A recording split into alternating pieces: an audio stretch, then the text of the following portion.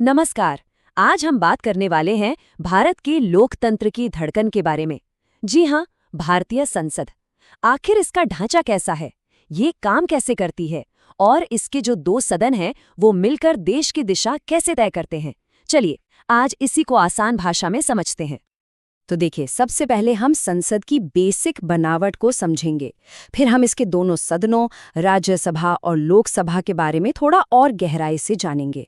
और आखिर में हम देखेंगे कि इनके लीडर्स कौन होते हैं और इनके पास क्या खास अधिकार होते हैं। तो सबसे पहले चलिए एकदम बेसिक सवाल से शुरू करते हैं। जब हम कहते हैं संसद, तो इसका असल में मतलब क्या होता है?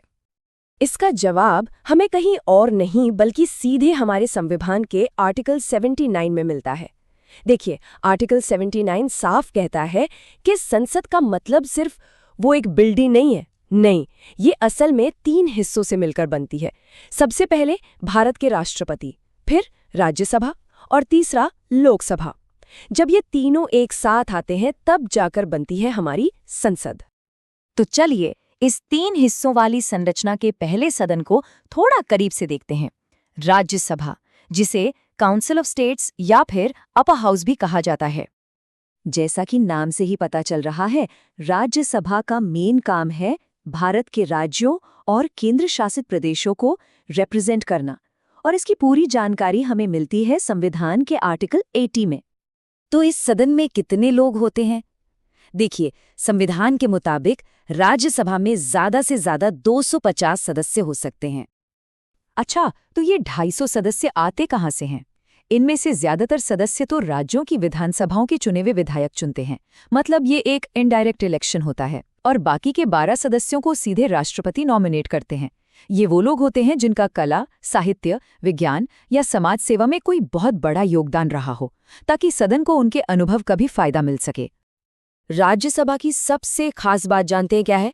ये एक परमानेंट हाउस है। इसका मतलब ये हुआ कि लोकसभा की तरह कभी भंग नहीं होती। ये हमेशा चलती रहती है, जिससे देश में पॉलिसी को लेकर एक स्थिरता बनी रहती है, फिर चाहे सरकारें आती जाती रहे। तो सवाल उठता है कि अगर ये कभी भंग ही नहीं होती तो सदस्य कैसे बदलते हैं?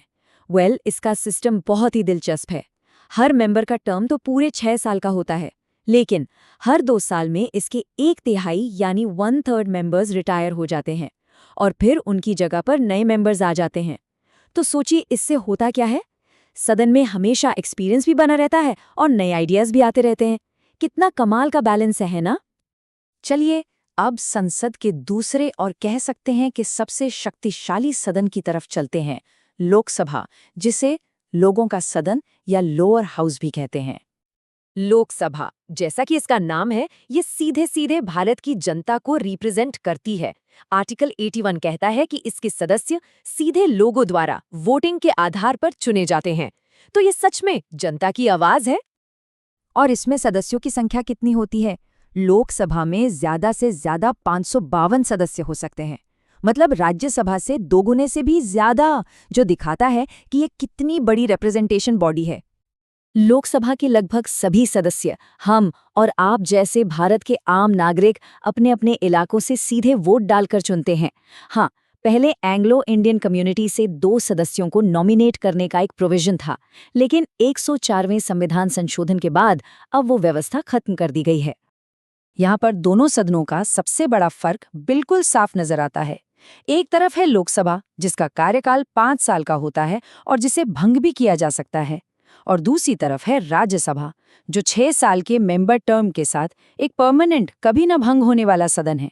यही फर्क दोनों के रोल को तय करता है। तो ये तो हो गई सदनों की बनावट, पर सवाल ये है कि इन्हें चलाता कौन है और क्या सांसदों को अपना काम बिना किसी डर के करने के लिए कुछ स्पेशल पावर्स भी मिलती हैं? चलिए देखते हैं। हर सदन की कार्यवाही को एक पीठासीन अधिकारी यानी प्रिजाइडिंग ऑफिसर चलाता है। लोकसभा में ये जिम्मेदारी स्पीकर और डिप्यूटी स्पीकर निभाते हैं। राज्यसभा में होते हैं सभापति यानी चेयरमैन और उपसभापति। और हाँ, यहाँ एक बहुत ही इंटरेस्टिंग फैक्ट है। भारत के जो वाइस प्रेसिडेंट होते हैं ना, वही राज्यसभा के पदेन सभापति या कह लीजिए एक्स ऑफिशियो चेयरमैन होते हैं। इसका सीधा सा मतलब ये है कि जो भी व्यक्ति देश का उपराष्ट्रपति बनेगा, वो ऑटोमैटिकली राज्यसभा का सभापति भी बन जाएगा। अब देखिए, संसद ठीक से और आजादी से काम कर सके, इसके लिए इसके मेंबर्स को कुछ स्पेशल अधिकार यानी प्रिविलेजेस दिए गए हैं। जैसे आर्टिकल 105 उन्हें संसद के अंदर कुछ भी बोलने और वोट करने की पूरी आजादी देता है। और इससे भी जरूरी बात, आर्टिकल 122 ये पक्का करता है कि अदालतें संसद की अंदरूनी कार्रवाई पर सवाल नहीं उठा सकती। इससे संसद की अपनी एक स्वायत्ता बनी रहती है। तो हमने अभी तक जो भी समझा उसका आधार संविधान के ये जरूरी आर्टिकल्स हैं। आर्टिकल 79 ने हमें संसद की परिभाषा दी, 80 और 81 ने राज्यसभा और लोकसभा की बनावट बताई, आर्टिकल 83 ने उनके कार्यकाल का फर्क समझाया और 89 व 93 ने उनके लीडर्स का सिस्टम तय किया। और जाते जाते एक सवाल, कभी सोचा है कि संसदीय कार्यवाही को अदालतों की दखलंदाजी से क्यों बचाया जाता है? ये सवाल हमें सोचने पर मजबूर करता है लोकतंत्र के एक बहुत ही बुनियादी सिद्धांत पर, जिसे कहते हैं शक्तियों का पृथक्करण यानी सेपरेशन ऑफ पावर्स। इस पर सोचेगा जरूर।